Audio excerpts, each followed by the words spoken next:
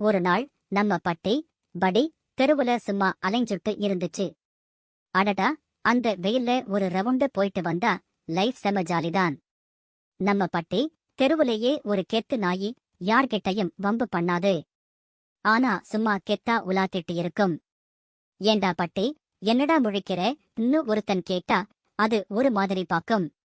அன்னைக்கும் அதே மாதிரி சும்மா மாமரத்தடி நிழல்ல படுத்து உலகத்தையே வேடிக்கை பார்த்துட்டு இருந்துச்சு.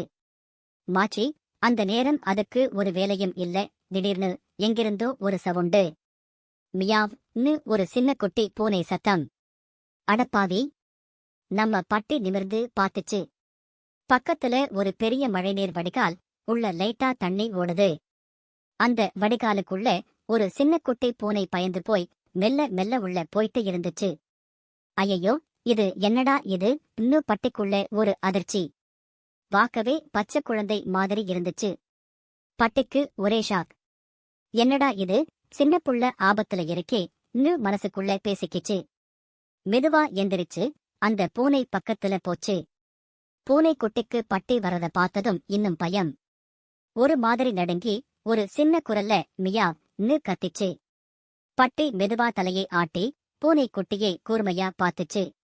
டேய் மச்சி, என்ன ஒரு நிலைமைடான்னு அதுக்குள்ள ஒரு ஃபீலிங். பட்டிக்கு தெரியும், சத்தம் போட்டா பூனை இன்னும் பயப்படும்னு. அதனால மெதுவா தன்னோட மூக்கால் பூனை குட்டிய மெதுவா தள்ளிச்சு. வடிகால் பக்கத்துல இருந்து ஒரு பழைய டயர் பக்கம் தள்ளி இங்க வாடான்னு சொல்ற மாதிரி பண்ணுச்சு.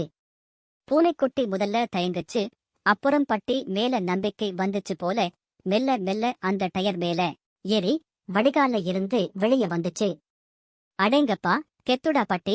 பூனைக்குட்டி வெளிய வந்ததும் பட்டி குஷியாகிடுச்சு. ரெண்டும் ஒருத்தருக்கொருத்தர் பாத்திக்கிச்சு. பூனை பயம் எல்லாம் போயி பட்டி காலை உரசிச்சு. அப்புறம் என்ன, அந்த தெருல ஒரு புது ஃப்ரெண்ட்ஷிப் ஆரம்பிச்சிருச்சு.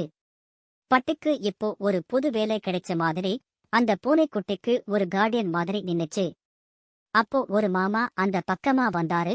அடேங்கப்பா, நாயி பூனைய காப்பாத்துதா, செமக்கெத்துடான்னு சொல்லிட்டு போனார். அன்னைக்கு தெரு முழுக்க அந்த 2 பேரோட தோஸ்திதான் பேச்சு.